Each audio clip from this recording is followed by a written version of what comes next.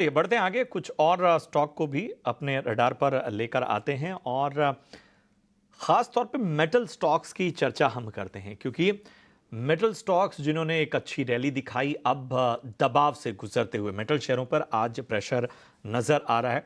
Block deal के बाद वेदांता का शेयर 3% फिसला हुआ है। MOIL, NMDC, Hindalco, Tata steel में भी गिरावट साफ तौर पर नजर आ रही है। और रवि, आपके पास आना चाहेंगे, बताइए, जो खासतौर पे मेटल स्टॉक्स हैं, क्या यहाँ पर करेक्शन का फायदा उठाया जा सकता है? क्योंकि बाजार में हम रफ्तार देख रहे हैं, मेटल पर उसमें जरूर दबाव इस वक्त बना हुआ है। देखिए प्रशांत जी, जब निफ्टी हाई पे चल रही है और मेटल यहाँ पर अगर करेक्शन मोड में है तो ये एक अच्छा साइन है। और अच्छा साइन इसलिए है क्योंकि हमारे नए जो इन्वेस्टर है उनको मौका नहीं मिल रहा था। वो वेट कर रहे थे कि कुछ करेक्शन हो तो लिया जाए। अब वेदांता का आपने सबसे पहले चर्चा किया। देखिए वेदांता 441 से 440 के बीच में जो लेवल्स हैं उनके आसपास यहाँ पर कंसोलिडेट करता है तो थोड़ा सा लेने लायक बन जाएगा। वापस से 480 की दौड़ लगा सकता है। दमदार फंडामेंटल के साथ स्टॉक है। थोड़ा न्यूज का इंपैक्ट है जिसकी वजह से प्रॉफिट बुकिंग देखने को मिल रही है, निकलने की जरूरत नहीं है। दूसरा, आपने हिंडाल्को को इस समय देखें, टाटा स्टील की भी मैं चर्चा कर लेता हूं। हिंडाल्को इस समय चल रहा है 674 रुपए।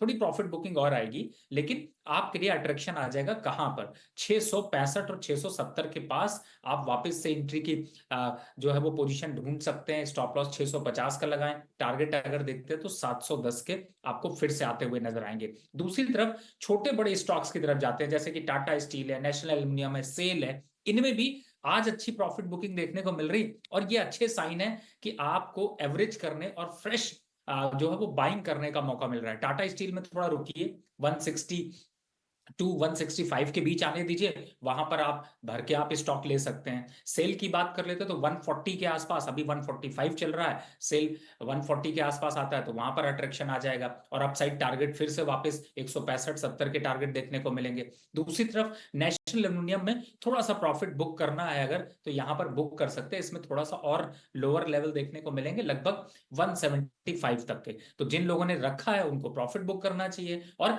दोबारा एंट्री का मैंने लेवल बताया उनको फॉलो करें, जिससे कि आपको वापस से एंट्री मिले और नए इन्वेस्टर को भी इन लेवल्स पर ही यहां पर एंट्री करने की राय होगी। रिस्क रिवॉर्ड रेशियो अच्छा होगा और आपको थोड़ा ज्यादा प्रॉफिट बनाने का मौका मिलेगा। हम्म। ठीक है, तो ये है सलाह मेटल स्पेस पर आपके लिए। लेकिन रिलायंस में देखिए शानदार तेजी देखने को मिल रही है, टॉप गेनर है इस वक्त का। प्रदीप जी, अगले टारगेट्स आप क्या देख रहे हैं अब रिलायंस में? रिलायंस में काफी टाइम से एक बड़ा कंसोलिडेशन चल रहा है और इस कंसोलिडेशन का जो अपर एंड है वो करीबन 3030 के आसपास एक बड़ा रेजिस्टेंस प्रोवाइड कर रहा है। तो 3030 एक इमीडिएट टारगेट जरूर है और वो क्रॉस होता है तो फिर इसमें नेक्स्ट लेग ऑफ अपमूव ये करीबन 5 से 7% की क्विक अपमूव और ऐड कर सकता है।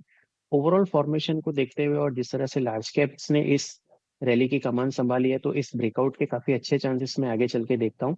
तो 3030 के इनिशियल टारगेट और सब्सिक्वेंटली 3350 3400 के सब्सिक्वेंट टारगेट के लिए स्टॉक को होल्ड करना चाहिए। ऑन द लोअर साइड 2920 एक इमीडिएट सपोर्ट है अर्ली चार्ट्स पे, उसी का स्टॉप लॉस रखना चाहिए।